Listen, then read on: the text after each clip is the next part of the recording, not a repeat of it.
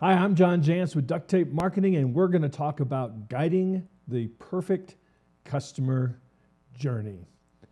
Now, I'm going to dispense with some of the introductions and just get right into the content because, frankly, we don't have that much time together, and I want to share what I think is an important concept with you called the Marketing Hourglass, which is really the tool to guide the customer journey.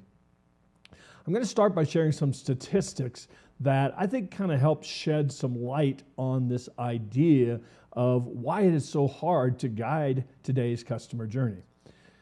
61% of mobile searchers are more likely to contact a local business if they have a mobile-friendly site. So it's not enough to just have a website. It, of course, has to be a mobile-friendly website. 87% of potential customers won't consider business with low ratings. So it's not enough to just put our stuff out there. We have to have customers that are happy, that are rating us, that are reviewing us, and talking about us. 64% of consumers say watching a video on Facebook has influenced a purchase decision. So not only do we have to be on social media, we have to be producing video content on social media. 92% of consumers will visit a brand's website for the first time for reasons other than making a purchase. Now, if that's not enough, here to me is the biggie. 83% of business owners claim their main source of new business is referrals. So while we are engaged in all these new platforms and all these new technologies, probably one of the most old school, analog, in some cases offline ways in which people come to find businesses is by way of word of mouth or way of referrals. Now that's never changed, but how people come to a referral, what they do after they get a referral is what has changed significantly. So I think we could actually call this presentation Rethinking the Customer Journey if we wanted, because with all of these statistics, I still find that this is the most important idea. The thing that's changed the most about marketing is how people become customers. And that's what we as marketers, as businesses, need to understand and need to respond to. We need to create a customer journey that realizes that many of the ways in which people come to find businesses and do businesses are really out of our hand. And so, yet, we are still using the good old linear marketing funnel in so many cases that suggests that you just put some content out there, somebody finds it, they give you their email address, they have a sales conversation, and voila, they become a loyal customer. And what I want to suggest is that, again, the customer journey looks more like this. That again, many of the ways in which people come to find the businesses and then choose those businesses are out of our control. And so what we have to do is think about putting ourselves on the path rather than trying to create demand. I want to introduce a concept that I have been refining for at least the last 15 years called the Marketing Hourglass. And this is my journey for businesses that I think has, well, first of all, it does have some of we do have to attract leads, we do have to convert leads, it does have some of the traditional funnel ideas, but the idea behind the hourglass shape is that once somebody says, yes, I want to buy, once somebody says, yes, I want to try what it would be like to work with your business, that we go to work just as hard, maybe even harder, in creating a great customer experience, because the greatest source of lead generation for any business is a happy customer. So the stages of our marketing hourglass are know, like, trust, try, buy, repeat, and refer. And I like to ask people to consider their own buying experience when they think about this idea of the hourglass. Anytime we have a problem that we're trying to solve, we want to know about people that can help us solve that problem. Once we find, or once we come to know or are aware of that business, we're going to start looking. Do I like what they say? Do I like what's on their website? Doesn't mean we necessarily have to like them, but we are always making that snap decision the first time we investigate a business. Is there something here that I like? We then move, once we decide that, yeah, maybe they can solve my problem, we then move to, can I trust them? Can I trust their solution? Can I trust that this is the right thing for me? So our objectives and our questions in each of these stages are changing and evolving as we move through them. And then I don't know about you, but I love it when I can have a trial of some fashion. It doesn't have to be the traditional software 30-day free trial. It's a way to actually experience what it might be like to work with somebody. That could be an evaluation. That can even just be their quoting process. There are many ways in which we are trying a business. We pick up a phone and call them. In a lot of ways, we are trying that business out. And then, of course, we all want and hope that the buying experience, when we say yes, the experience after we've committed is just as high as everything that really led us to there. And then, of course, once we find a business that solves our needs, I don't know about you, but I don't go searching again. If I need that product or I need that solution, I just go back. They made me happy. I'm satisfied. I'm going to go back to them. We like to have that certainty. It's inconvenient in some cases to go out and every single time try to shop around and find a new resource. And then as human beings, I believe that we are wired to talk about businesses that surprise us, that exceed our expectations. We like to tell people when we got a good deal, when we found something that just kind of blew us away. And so I think as human beings, these are the behaviors that we want to participate in with the businesses that we do business with. This is really the big idea on this, is that marketing today is less about creating demand and more about organizing behavior. And those 7 behaviors that I just outlined are really what we have to spend time organizing as a framework for our entire business. So I'm going to run through each of those phases and give you a process for how we think about designing this framework as really an overarching strategy for any business, or at least a plan of action for any business. Because if we can design this customer journey around how the customer buys today, how the customer wants to buy, what they expect at each phase of the journey, then we can create something that will attract ideal clients and generate customers for life. So the concept is this. First, we want to analyze, what does our ideal customer's journey look like? How do they find a business like ours? What would make them like us? What do they need to see that's going to allow them to trust us? What would they like to see in a trial? What would just blow them away in a buying environment? So we're just going to map out maybe what we're doing today, but also inject in there what we think our ideal customer, does or would like to do on that journey. And then we want to think about how we're going to put our marketing then on their chosen path. If, for example, they find businesses like ours purely by turning to search engines, then that's going to be a key component of what we're going to add to the mix. And lastly, after we do this somewhat audit brainstorming process, we're then going to look at what gaps in the campaigns or content or processes do we need to fill so that we can actually make that customer experience a great experience. So I'm going to walk through now each of these individually and talk about how we might brainstorm this. So if you're thinking about with your team or with a client, what would go into the know box? How would somebody come to know about a business like ours?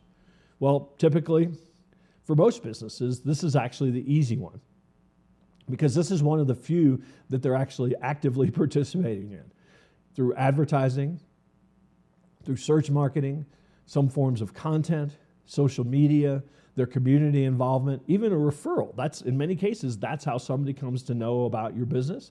And in some cases, you have outbound or sales outreach that's happening. So these are all the ways that somebody can come to know about typical businesses. Now, these may not be relevant to every business, But it's worth mapping these out in the brainstorming phase to say, okay, we're going to come back and say, okay, well, where do we have gaps? We're not doing any community outreach. We're not really doing anything to generate referrals. Our search marketing is very weak. So the idea behind this brainstorming is that it's going to create a plan of action, or at least a list of priorities for moving forward to try to make sure that we are filling each of these stages with appropriate content, campaigns, and processes. So the next one is, all right, somebody found us. Now they know about us. Now they were referred to us, so they came to our website. What do we have to think about next? Well, what's our message? Does our message have a problem-solving aspect to it, or are we just talking all about ourselves? Are the brand elements there what I would expect? Does it seem to support the business, the problem that I'm trying to solve? What about content? Is there content there that would allow me to dig in and know a little more about you? What about your social media? What about the user experience? Silly things sometimes, like how fast your website loads, how easy it is to fill out a form on a site. Those are all things that we're using as kind of snap decision, snap judgment on whether or not we like this business. In some cases, and I'm sure you've experienced this, in some cases, if things don't work right or as we expected them to, say on somebody's website, we won't even go any farther. It's kind of the end of the story. So the next stage we need to work on is trust. Now this is one that I think a lot of people really take for granted, and it might actually be, for a lot of businesses, the most important stage. When somebody comes to your website, what are the visual cues that say that they can trust you? Are there certification badges? Do you have a list or logos of clients who also trust you, that you've gotten results for? Are there places that your content has appeared in publications that I might know? Are there trainings and things that you have done? The experience of your people. These are all things that act as visual cues for me to say, okay, somebody else trusts them, maybe I can too. And certainly the depth and the level of your content, because once somebody comes to this stage, they're now starting to consider, okay, would this work for me? And so that particular element is certainly something that their objectives and their questions have changed. So now our content and our social media needs to change for people that are in this trust phase. Now we're going to move to what I call the bridge. The first was really the 3 stages to create the relationship. The next 2 stages are what I call the bridge to create long-term success. And this is where many people drop the ball. Everybody wants referrals. Everybody wants to retain their clients for years. They want to get repeat business. This is where that happens, because this is the point at which we are no longer in charge of the journey per se. In the first 3 phases, the awareness phases, we are doing marketing. We are marketing to them, getting them to know, like, and trust us. But now they've come to the point where they're thinking, okay, I think I'm going to go this, or I am going to go this route. So now what happens is, it's not so much about what we do at this phase to attract them. Now it's what would they expect, or what would actually exceed their expectations. So in the try phase, we want to think in terms of things like, what are all of our contacts? What are all the ways that they can contact you? I mentioned that idea of a phone call. That's a try. And a form fill, that's a try. Content now at a much deeper level. A webinar, for example, can be a try. And then, of course, true trials. Is there a way for them to experience maybe a very low-cost version of what you do as a way to try you out? Guarantees, in some ways, are a try, or at least they get past the hesitation of the try component. So what are all the things that we could build or need to build for this stage? And then, of course, buy. And this is a phase where I see so many people let people down. We get all excited about what the content's going to be to get them to click, the invitation to the webinar, the follow-up from the webinar so that they want to do a one-on-one meeting. But then when they say, yes, I want to buy, this is a place where there's so much room for improvement, because immediately in this stage, there's a lot of buyer remorse. There is did I make the right decision? So how we respond immediately, what the transaction is like, what the onboarding is like, the communication all the way through the process. Again, we need content for the buy stage. Just communicating to them, here's what to do next. Here's what we expect from you. Here's how we're going to get started. Here's how we're going to communicate. Here's who you're going to work with on the team. Those are all places where a lot of organizations just kind of take that for granted and kind of wing it. In the buy stage, actually proving the results, so measuring the results that were promised, is part of a process, or is part of content that should be thought about in the buy stage. All right, now we're going to move to the last two. And this is really where you scale the business with your clients. Any business that has been successful, I showed that first statistic, 83% of businesses say their main source of business is word of mouth or referrals. So any business that wants to build any momentum, these two stages are critical. But you don't just do these two stages by saying, we need more referrals, or we need to upsell and get repeat business. These stages successfully occur because you've done the other stages well. So many people want to go from no to buy to occasionally asking for referrals.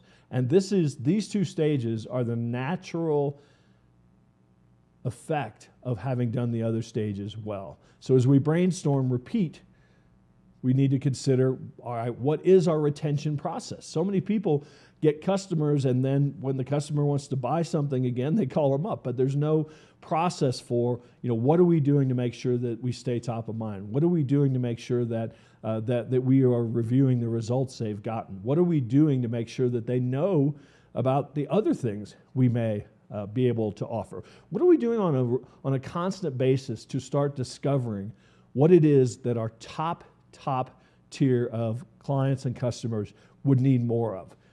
In many businesses, somewhere around 20% of your customers are your best customers, are your ideal customers, and in many cases would love to do more business with you. This is the stage where not only are we thinking marketing processes and marketing campaigns, but this is the stage where many businesses can actually start looking at, how could we grow with our clients? How could we start offering them things that they don't have? How could we offer them something that's 10 times more expensive than what we offer to the general public? So it's not just a process of marketing tactics. This whole framework is all about strategy that you then align some tactics with. And then finally, referral. Now, people give referrals for primarily only two reasons. You ask them for a referral, or somebody, a friend, neighbor, or colleague asks them if they know anybody who can do X. So the real key with referrals is to start thinking about, what are all the things that we could do to make sure that we are asking, and to make sure that when our client is asked, they think of us. So just having routine things like quarterly mailings for clients, talking about referrals, or maybe even offering something tangible.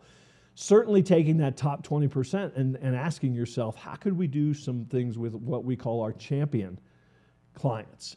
And then lastly, what strategic partners could actually make great referral sources for your business? And frankly, that is a very, very underutilized aspect. There are many non-competing businesses out there that have your same ideal client in mind, who could very much use your content, use your webinars, use your things that you've created to put in front of their clients as a way to add value, but also as a way to turn into a referral source for you. So creating actually a whole strategic partner network where you are exchanging content, where you're exchanging value with each other to get in front of each other's clients, is a huge part of an effective referral program.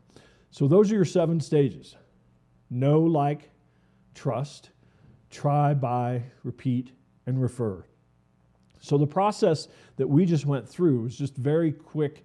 Here are some of the things that typically end up in each of these stages. But it's important for you to go through and look at your ideal client, your ideal customer. how do they actually find businesses like yours? This is a great way, in a lot of cases, instead of that no bucket or that no stage having 10 things in it, like I showed, you might actually realize that, hey, our customers find us primarily through one or two ways. Why don't we focus our attention there? So this is a great team exercise as well. So get as many people in your organization together as makes sense, or that have any kind of customer-facing responsibility, and just brainstorm those things. Brainstorm the handoffs between marketing and sales and service. Those are the places where there often are gaps. When somebody decides to become a customer and then they move to the service, those are the places where there are gaps. And I would suggest that the back half of this hourglass is where you can make the most impact on your business. Many people spend a great deal of their time on the front half, getting people to be aware of the business, trying to get new leads to come into the business. And if you spent half as much time on the buy, repeat, and refer aspects of this journey, you would actually find that the front half would take care of itself. As I said earlier, the greatest source of lead generation is happy customers. So what if you then focused all of your energy and attention on that aspect? Now I want to leave you with one final idea on the marketing hourglass. As you're going through this process, think about doing it. Do it in the linear order of know, like, trust, try, buy, repeat, and refer. But then come back and redo it backwards. So instead of starting with the no side, start with the refer side. And what I mean by that is that you need to start asking yourself, what would it take to get 100% of our clients to refer business to us? Or what do we want our clients thinking, feeling, doing, saying about us 90 days after they've become a customer? If you work backwards, particularly on this customer experience component, what I find is if you ask yourself those questions, what would it take to get 100% of our customers refer us? You might actually start saying, well, we'd have to actually do a better job with X. We'd have to actually add more. We'd have to actually give more value. So what it does is it starts opening up the conversation about improving your processes, about doing things that nobody else is doing, about just really wowing customers when they become customers. And I contend that the power of this marketing hourglass is when you start thinking about that back end of the hourglass. As you can see, it expands after the small, tiny opening that really so many people rely on as the funnel. And the idea behind the hourglass shape is that that's where the real magic is. That's where the real expansion of your business is in those final three stages. So think about taking the step backwards and starting with referral and working backwards. All right, that is a run through the rethinking the customer journey for the MarketMuse Content Strategy Collective Live. If you want to get a hold of me or find out more, I've even got some forms that I can send you to help you with this marketing hourglass idea to install it in your business. I'm just John at ducttapemarketing.com. All right, take care.